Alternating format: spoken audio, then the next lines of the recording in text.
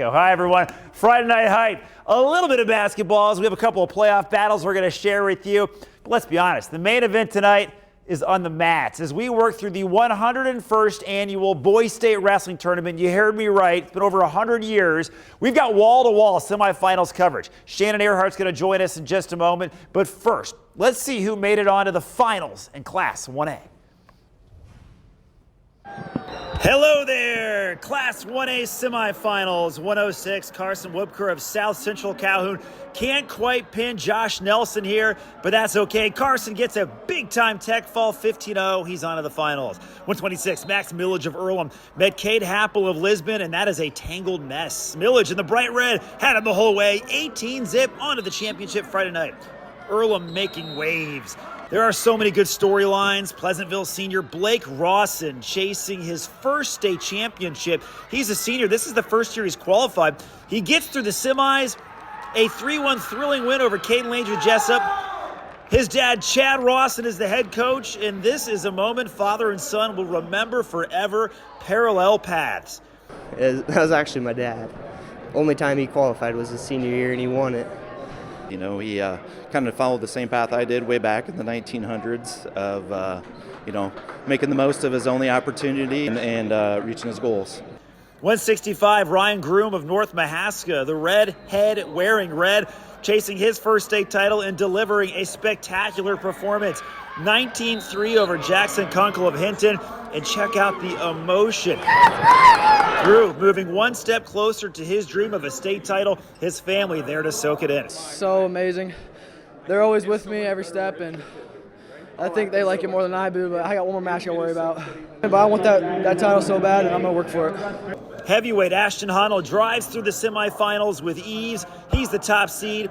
54-0 after the tech fall. His opponent in Saturday night's championship will be Earlham's Keegan Long, a 3-1 winner over Nick Saxton. Long may have a shiner, but he's also got a spot in the final and some sweet revenge. I lost to him mid-season over winter break, 1-0, and I just had to get my get back. Can't even talk right now, but it feels so great getting my get back. It's amazing. I can't think of any words right now. He's got to get his get back. I think he just did. 1A team score. Don Bosco, are you serious? More than doubling Jessup? 188 to 190. Simply incredible. What about Class 2A? What about Class 3A? We got so much great stuff to get to, a lot of emotion. We're going to go to Shannon Earhart live at the Casey Center. You're also going to want to see what Drayshawn Ross has been up to. Trust me. Stick around.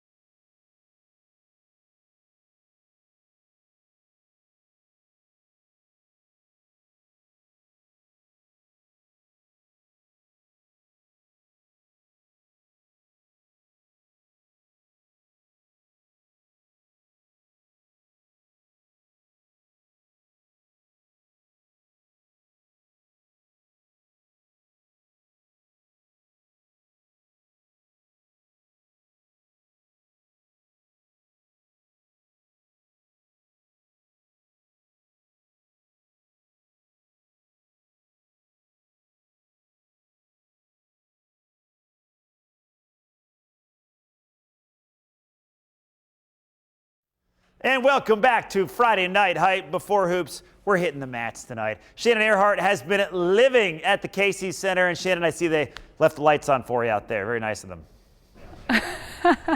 Of course they did. They weren't going to leave me in the dark, but you guys, you got to grab your popcorn here. I have 2 of them because today's semifinals were can't miss action. We're going to start in 2A. Sit back. North Polk senior Charlie Bowman wrestled in the 113 weight class for a spot in the championship. Bowman kept his man quiet, winning 9-3, and will look to finish his high school career on top. We had a few yellow-on-yellow semifinal matches. 3-seed Simon Bettis from Eddyville, Blakesburg, Fremont pulled the reversal, then the victory to beat West Marshall's 2-seed Urijah Quarter. The state title escaped Easton Enyart a year ago. The Ballard Jr. was determined to not let that happen again. Enyart beats his opponent 5-1 to reach his 2nd straight championship. He's going in with a new mentality. Got to go get my revenge tour right here tomorrow night. Finally back at it.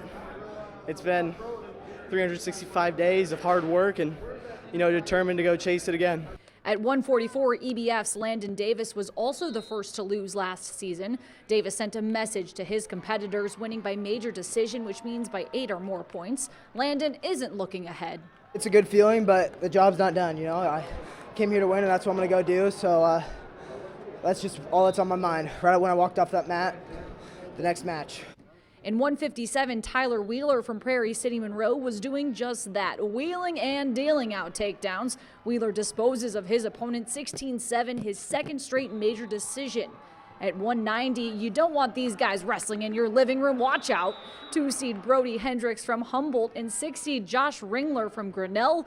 Ringler won't pull the upset as Hendricks wins a close one 4-2. And how about 3A? Amir Newman-Winfrey taking on Knox Ayala from Fort Dodge at 106. Newman-Winfrey scores a 16-3 major decision win. In 113, we had a battle for Waukee. Carew Christensen from Waukee Northwest beats Waukee's Drake Pelton 4-0 in a low-scoring match. Christensen is on to Saturday's championship. In 126, defending champ Eddie Woody of Southeast Polk faced Cale Vandermark from Centennial. These guys were deadlocked at 0-0. Woody earned a 3rd place escape point and won it just 1-0 to advance to the championship. Urbandale's Caleb Arroyo defeated DCG's Avery Van Zelderen in 132, the score 7-2. Arroyo will wrestle for a title on Saturday. At 138, Southeast Polk's Nico DeSalvo was a takedown machine against Dowling's Kyler Simons. DeSalvo, who said his opponents fear him, might be right. The junior wins 21-6 and will go for his 3rd title Saturday. Southeast Polk teammate Will Oberbrockling beat Jamian Mogard from Ames in a tight 4-2. And in the other 144 semifinal, Marshalltown's Nick Wise had the largest and loudest cheering section all day. The 2-seed gets a 3rd period reversal to break a 2-all tie and win 7-5. The senior was jacked up after punching his finals ticket. Everything's going in my mind right now. I just made it to the finals. I had my entire team, my entire family, lots of friends down there, and they're cheering me on. I gave them high fives. It's amazing. Let's check out 157. Bondurant Ferrar's Noah Fellers is on a mission to becoming a state champion. He lost this match the past 3 years, placing 3rd in his last 3 seasons. The curse has lifted as Fellers beats Oskaloosa's Colton Schaefer 10-2. Fellers quit every other sport to focus on wrestling, and the dedication has paid off. I quit everything for wrestling. This is what I do. But I still got a life outside of wrestling. I'm still a good person. I still hang out with my buddies. It's not like I'm some crazy freaking maniac that only eats, sleep, breathe wrestling. I'm still a fun person to be around. I'm a nice guy. The 165 match was hot and heavy. Calvin Rachi from Ankeny would win the marathon, beating Fort Dodge's Riley Brown 13-3. In the heavyweight class, the man they came to see, 3-time defending state champ Drayshawn Ross from Fort Dodge. He was playing with Kerry Cox of Pleasant Valley, but he'd roll up a 21-7 Tech Fall win. Drayshawn Ross will face Dowling's Brady Hagan in the championship Saturday night. In all of those finals, they do start at 5:15 right here at the KC Center. We are set up for greatness to see tomorrow. Drayshawn Ross could be a 4-time state champ along with another kid from Osage, plus some first timers as well. Scott, we're having so much fun here. We'll have all the action for you guys tomorrow. All right, thank you very much, Shannon, and congrats to all the winners. 2A is the only class that is close, pretty close. Eddyville Batesburg Fremont rocketed to the top spot, and they lead Decorah 112 to 109. And if you look at the 3A, yeah, not close. Southeast Polk 184. Bettendorf has a 125.5, but I couldn't fit the 5 on there. Indianola right now in third place could wind up in second.